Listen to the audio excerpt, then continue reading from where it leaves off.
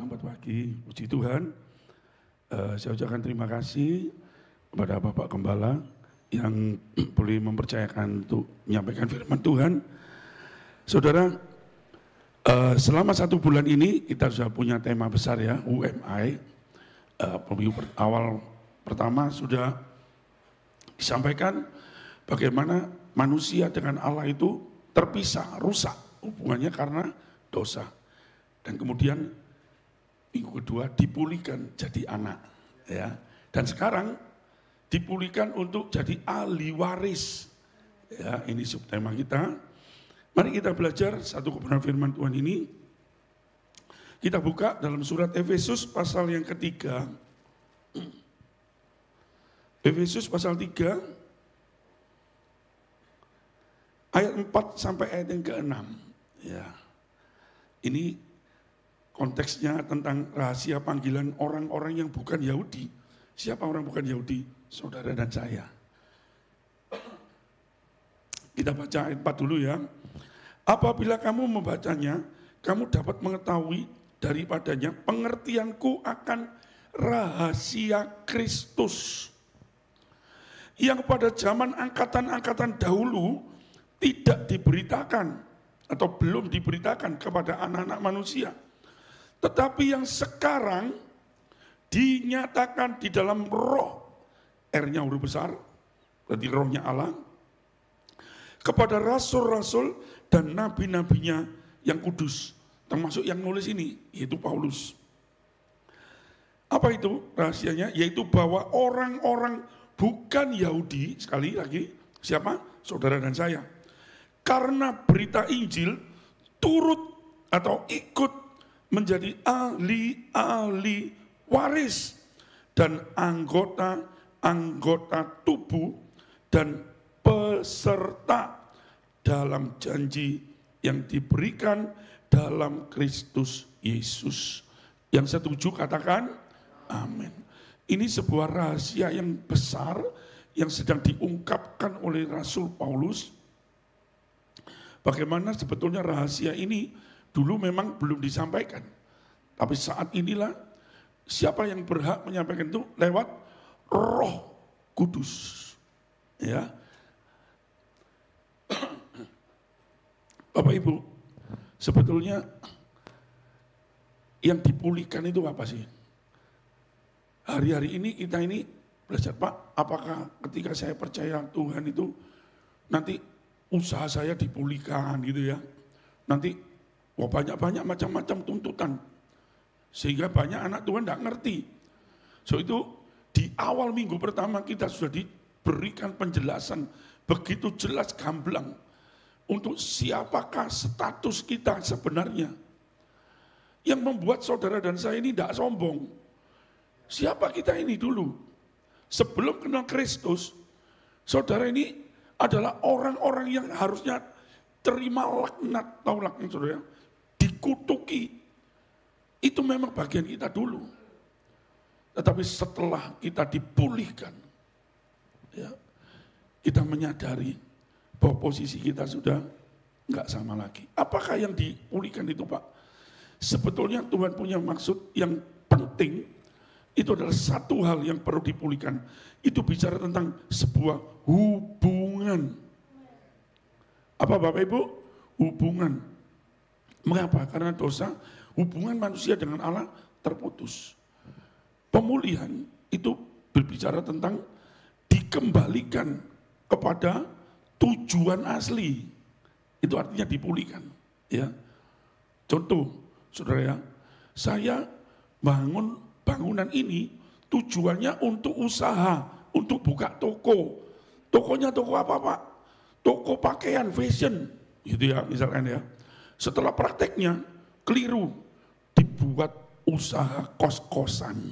Cocok enggak, saudara? Enggak sesuai dengan tujuan. Maka ini harus dipulihkan. Caranya gimana? Usaha kos-kosan ini buyar, diganti usaha toko fashion. Itu baru namanya dipulihkan. Sesuai dengan tujuan. Nah saudara, itulah maksud Tuhan. Jadi hari ini kita memang bicara spesial tentang dipulihkan untuk jadi ahli waris. Ya, tadi ujiannya yang terakhir itu ya, luar biasa ya. Ini memang ada kaitannya. Kerajaanmu itu adalah bagianku. Kerajaanmu dan kebenaranmu itu bagianku. Apa saudara? Bagian sebagai ahli waris. Saya belum membaca detail ya, mengapa bahasa Indonesia ini kok pakai kata ahli. Ada ahli itu biasanya apa? Misalnya ahli bedah, gitu ya. Berarti orang yang punya kemampuan membedah, gitu ya. Tapi ini dipakai, ya ini memang apa ya, bahasa yang selalu mengalami perkembangan. Ya, saya tidak bahas tentang bahasanya, tapi inti dari ayat ini ditulis, ya, mengingatkan kepada saudara dan saya bagaimana yang dulunya saudara, Paulus ingin menjelaskan bahwa sebetulnya saudara dan saya ini memang tidak punya hak. Karena di dalam perjanjian lama, sentralnya itu Tuhan memang pilih bangsa Yahudi. Dalam tanda kutip, seolah-olah pertanyaannya, Tuhan itu kok tidak adil ya? Tuhan kok cuma sayang sama orang Yahudi? Terus kalau orang bukan Yahudi gimana? Kan juga sama-sama ciptaan Tuhan. Itu timbul sebuah pertanyaan seperti itu. Tapi sekali lagi, saudara dan saya, kita tidak perlu mempertanyakan hal-hal yang di luar apa yang ditulis. Ya, nanti saudara sesat. Ayo kita kembali kepada tujuan Tuhan, maksud Tuhan.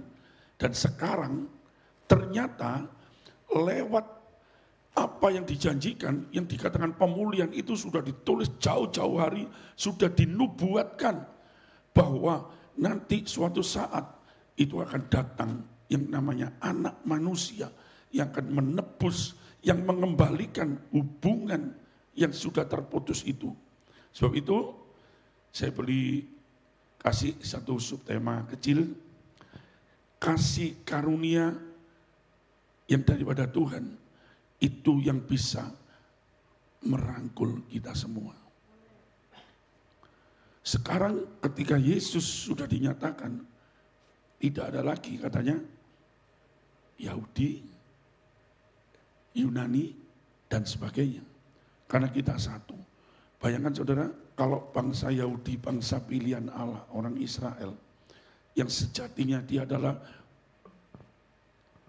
pohon yang benar-benar ditanam oleh Tuhan, pohon ara. Itu selalu kalau di Alkitab bicara tentang bangsa Israel. Yang mendapat pemeliharaan khusus. Tetapi ketika dia menolak, dia apakan saudara? Dipotong. Artinya dibuang. Apakah dibuang semua? Tidak. Seperti bangsa Israel ketika memberontak kepada Tuhan. Tuhan sudah janji kepada Daud. Ya, kalau Tuhan sudah janji, tidak mungkin gagal. Sekalipun mungkin manusia ingin menggagalkan. Lihat, pada zamannya Salomo, setelah Salomo meninggal, Israel terpecah menjadi dua kerajaan. Secara manusia, tapi apakah dihabisi semua? Enggak.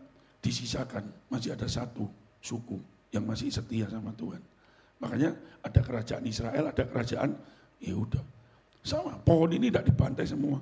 Bahkan dalam satu kebenaran firman Tuhan mengatakan, ketika pohon itu ditebang, tunggulnya itu masih tinggal di dalam. Saudara, itu biasanya saudara, itu yang paling kuat tanaman yang setahu saya, itu pohon pisang. Untuk membunuh, untuk membinasakan pohon pisang ini sulitnya bukan main. Kalau saudara tiba-tiba di rumah saudara tumbuh pohon pisang, silakan ditegur, besok pasti tumbuh lagi. Dipotong lagi tumbuh lagi. Kenapa? Masih ada bonggolnya. Sama. Israel seperti diantem, dihukum, dihabisi. Tapi sebetulnya masih ada bonggolnya. Dan dari situlah keluar. dari tunas Daud, keturunan ilahi Adam yang kedua, Yesus. Ya saudara, sebab itu kita tahu bahwa sekarang memang keadaan dunia kita sekarang ini sedang dibagi oleh sekat-sekat.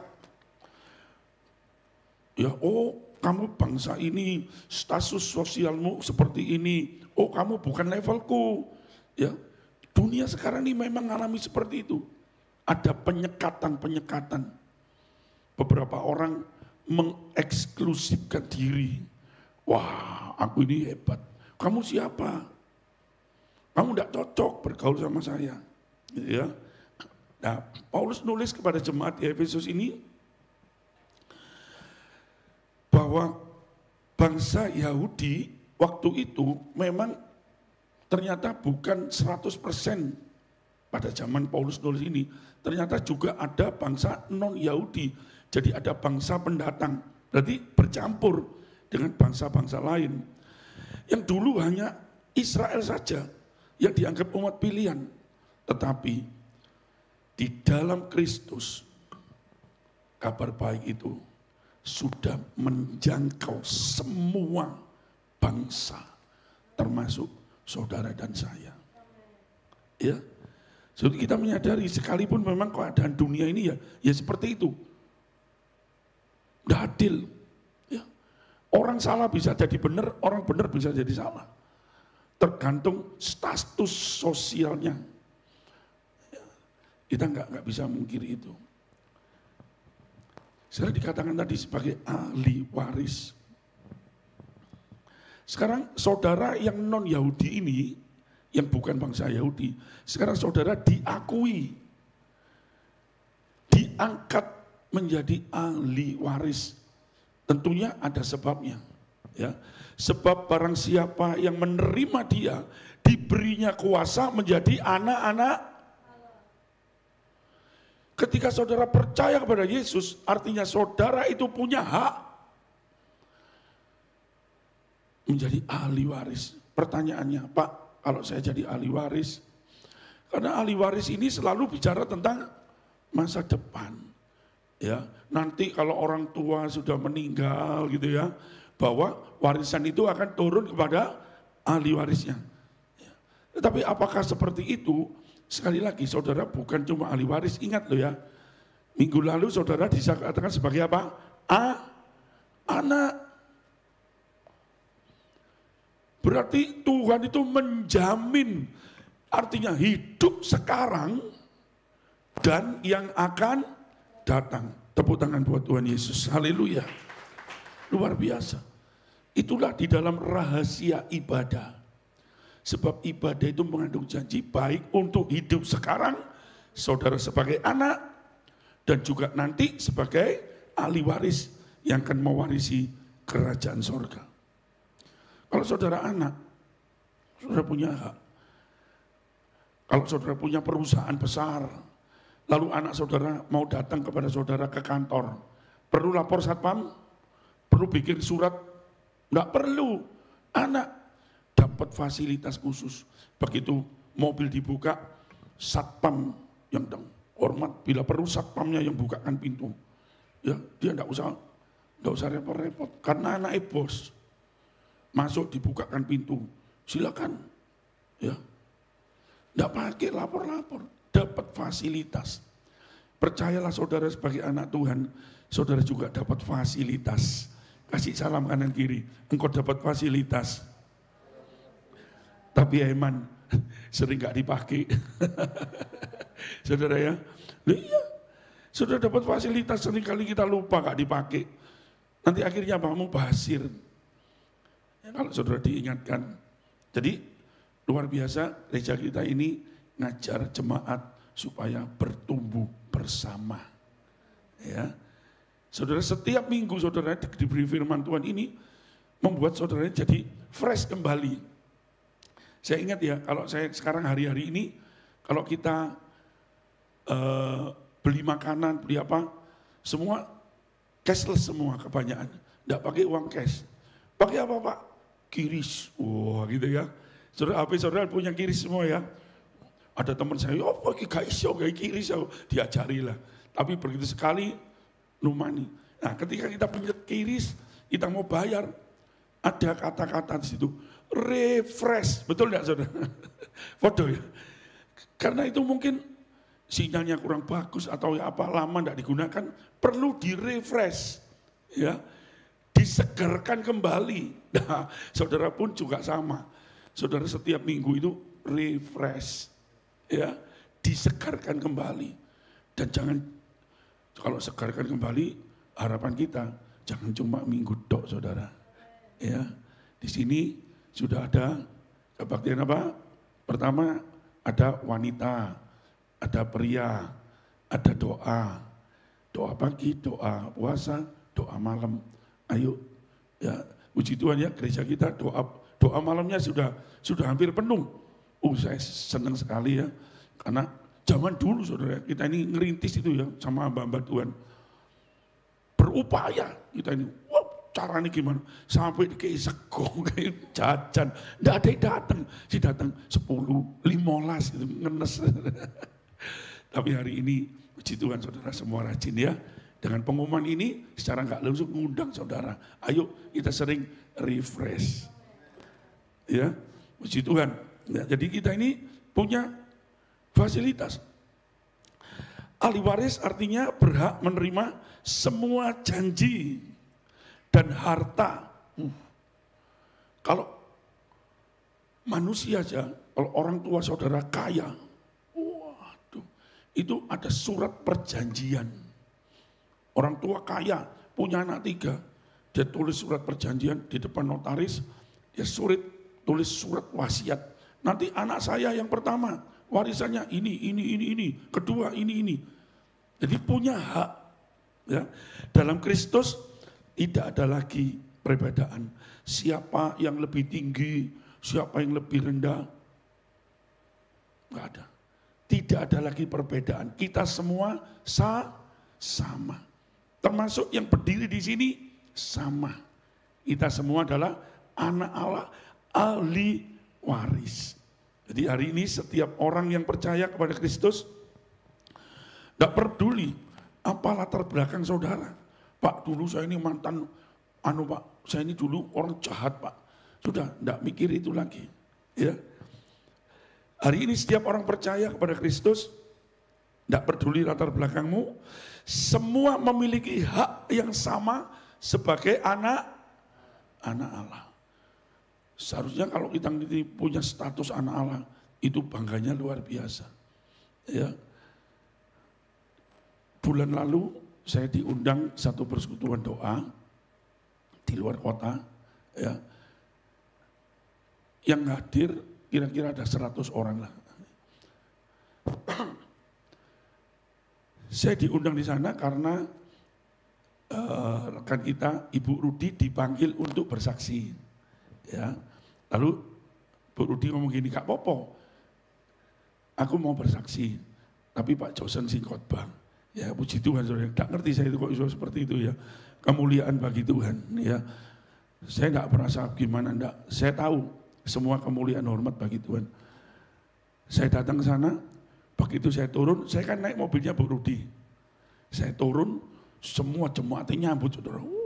Si disambut apa? Pendeta ya? Bukan. Lalu singkat cerita setelah selesai ibadah, ada satu pengerjanya nyeletuk gini.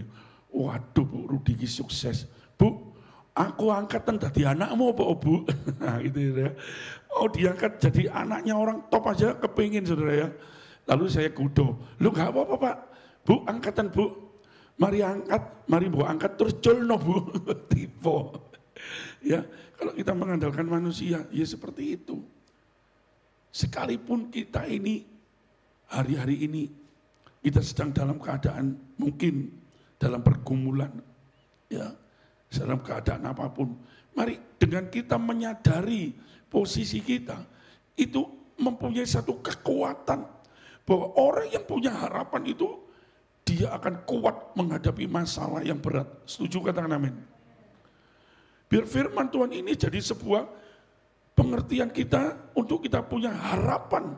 Oh, aku ini anak Allah, aku ini anak punya hak, aku ini ahli waris, bahwa masa depanku terjamin. Setuju, katakan amin.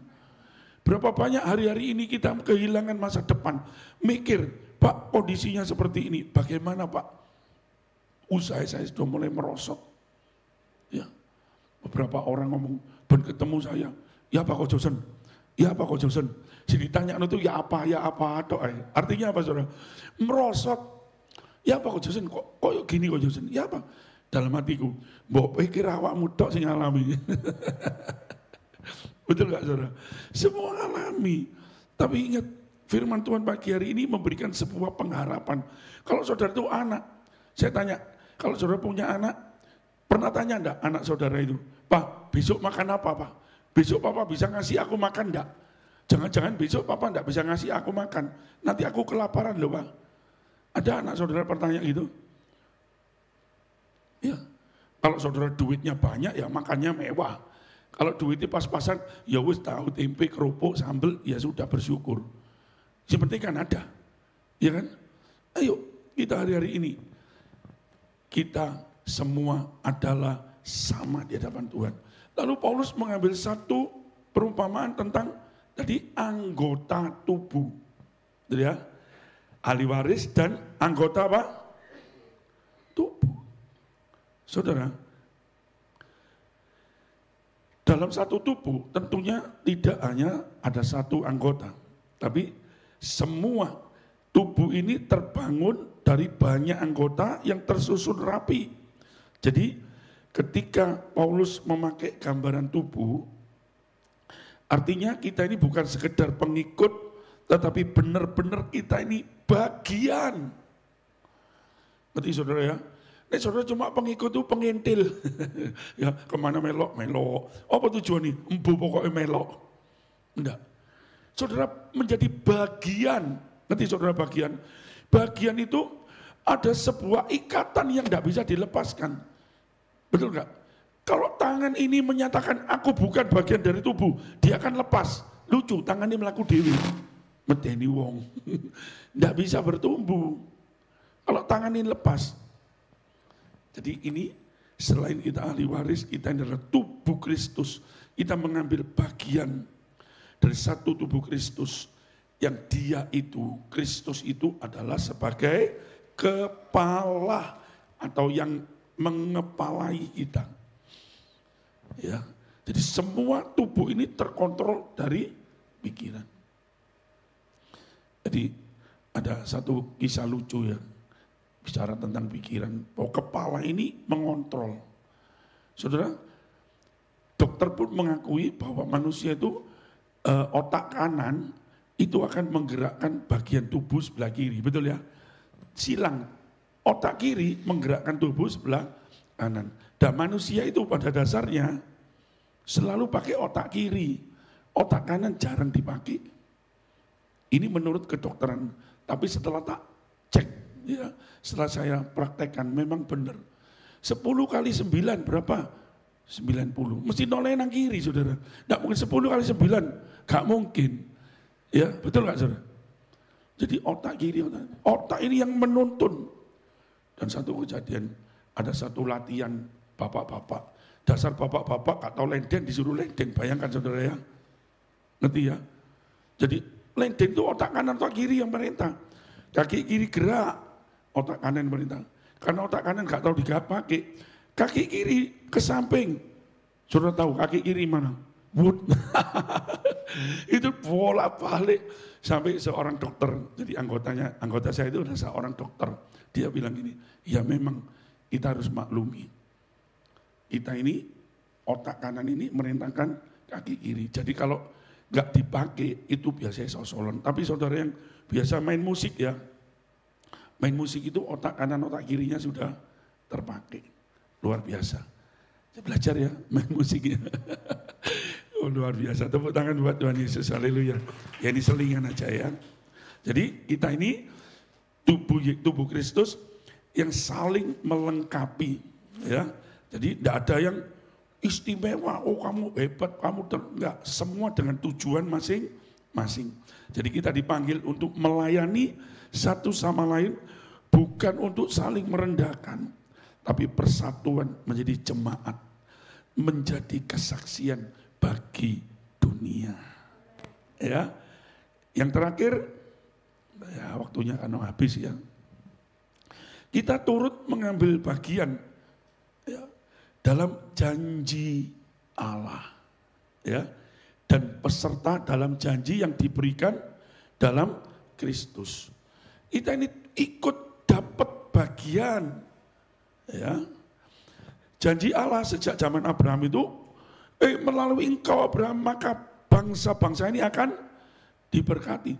Bagaimana mungkin berkat Abraham itu bisa sampai kepada kita tanpa Kristus datang di dalam hidup kita? Ya, berkat Abraham yang dijadikan oleh karena engkau maka aku akan berkati, semua bangsa-bangsa akan diberkati. Maka janji itu akan tergenapi di dalam Kristus. Ada keselamatan, ada pengampunan dosa. Ini berkat yang besar. Bukan cuma berkat jasmani dan hidup yang kekal. Di mana kita dapatkan hal-hal ini tadi? Ketika engkau menerima Tuhan Yesus. Komplit saudara ya. Jadi sudah ahli waris, jadi bagian dalam tubuh Kristus, turut mengambil bagian dalam janji Allah.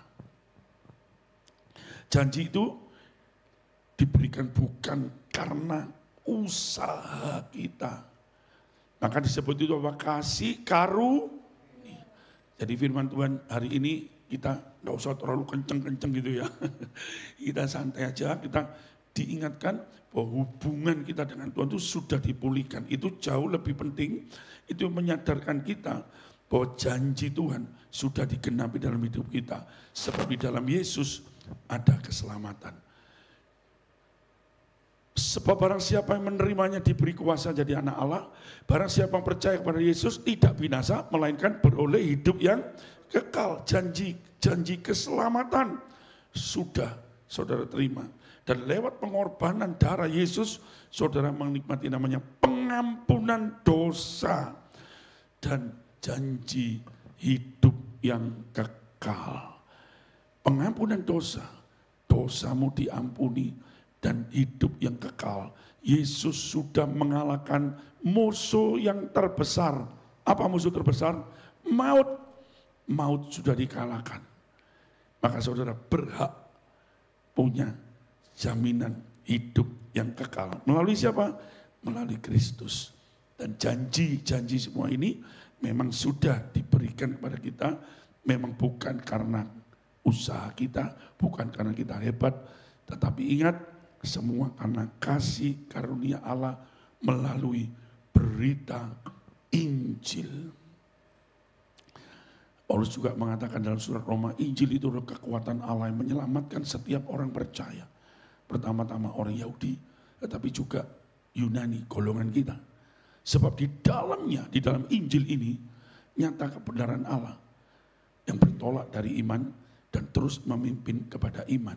Seperti ada tertulis, orang benar hidup karena iman. Amin. Tuhan Yesus memberkati kita semua. Saya undang pemain musik. Kita berikan tepuk tangan untuk firman Tuhan. Haleluya. Saudara, mungkin hari-hari ini saudara sedang menghadapi kesesakan, tekanan. Tapi lihat firman Tuhan ini boleh menjadi kekuatan kita.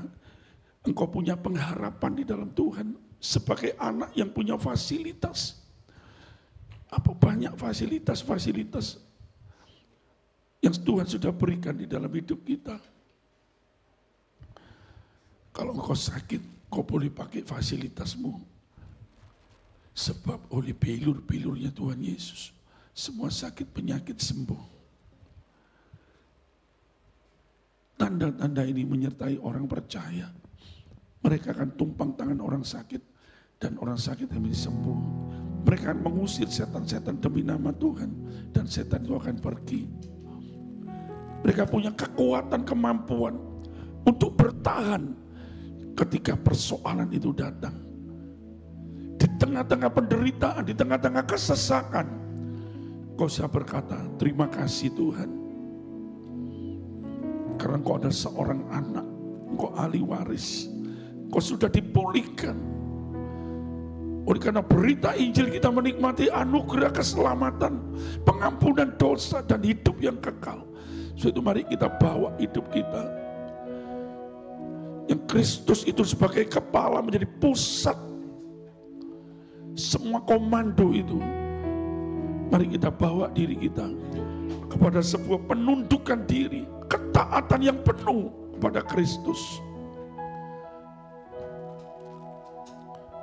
Jangan menyerah. Jangan menyerah kepada keadaan saudara. Terus bertahan. Sebab ada satu tangan yang berkuasa sedang mempertahankan hidup saudara. Dia ada di dalam hidupmu. Dia sedang menopang hidupmu. Jangan menyerah. Maju terus bersama Tuhan. Jika aku berada dalam kesesakan, Engkau mempertahankan hidupku ini. Amin. Dan tangan kananmu menyelamatkan aku. Yesus akan menyelesaikan bagiku. Jika aku berada dalam kesesakan, Engkau mempertahankan hidupku ini. Dan tangan kananmu menyelamatkan aku. Yesus akan menyelesaikan bagiku. Mari bersyukur sama-sama.